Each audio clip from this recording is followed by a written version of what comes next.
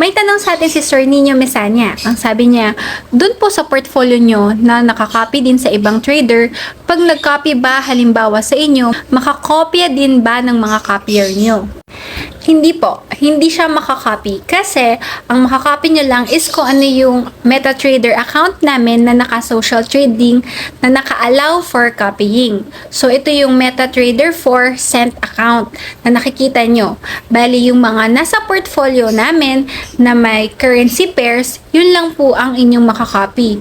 Yung nakikita nyo ngayon na meron akong dalawang social trader na kinakopy sa account ni BitFX, si The Pip Collector and si Trading S Capital, hindi nyo po siya makakopy. So, kahit nag-gain ako sa kanila, hindi yun automatic makakopy sa account ninyo. Okay? Si copier, kahit sinong copier, hindi niya po maipapakopy ang kinakopy niya. Okay? Only yung account na naka-manual trading or EA trading ang pwedeng ipakopy sa ibang tao.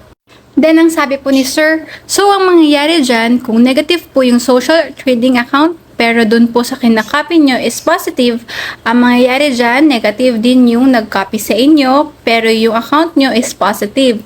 Kasi positive yung account. Kasi positive yung kinakopy nyo. Tapos, kung mag-cut loss kayo, pati yung nag-copy, cut loss pa rin. Pero yung account nyo is total wins pa rin kasi positive yung kinakopy nyo.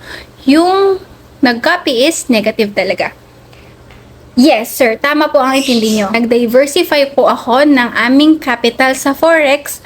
So, yung account po ni Gino na naka-social trading account as BitFX PH, doon po kami nagtitrade ng EA namin. And then, meron din po kaming mga kinakopy. At ito rin po yung nire-recommend namin sa iba na mag-diversify din po kayo. Dapat iba-iba rin po ang inyong i-copy kasi sabi nga nila, don't put all your money into one basket. So, kunwari, si Social Trader A na kinakopy nyo is may drawdown, tapos si Social Trader B nag-gain, edi balance lang. Kagaya nga 'di ba last time yung account ko na naka 200% gain na kay Dong Life, 'di ba? Nag-gain ako sa kanya, tapos may paper loss sa iba, overall positive pa rin. Pero nung nagkasunog ako sa account niya, na loss po yung tinitrade ko sa kanya, overall, positive pa rin po yung aking portfolio kasi naka-diversify nga po yung fund ko and na-withdraw ko na yung profit. And tama po kayo na kapag nag-cut loss kami, cut loss din po yung mga kumokopya sa amin. So, kung kunwari, nag-cut loss ako at 20% drawdown, so cut loss din po sila. Kapag nag-cut loss kami, cut loss din po si copier. Kung ang talo kami ng 50% drawdown, magiging talo din si copier ng 50% drawdown. Yung account mismo na kinakopya ninyo, yun ay may loss. Kung anong nakikita nyong loss sa inyo, ilang percent yan, ganun din po yung loss namin. Basta dapat po naka-in proportion to fund. Huwag nyong gagawin yung ibang copy setting na fixed lot size, yung mga ganyan. Huwag. In proportion lang lagi. Para parehas kayo ng risk kay social trader. Kung 10% gain si social trader, 10% gain ka rin. If may drawdown si social trader ng 10%, may drawdown ka rin ng 10%.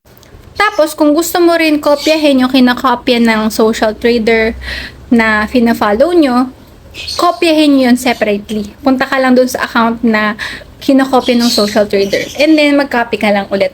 Tapos, ayun, automatic, magkakaroon ka ng new MT5 account, MetaTrader 5 account, na pwede mo po i-login ito sa inyong MetaTrader 5 app. So, just to be clear, iba-iba po ang mga accounts sa Light Finance. Okay?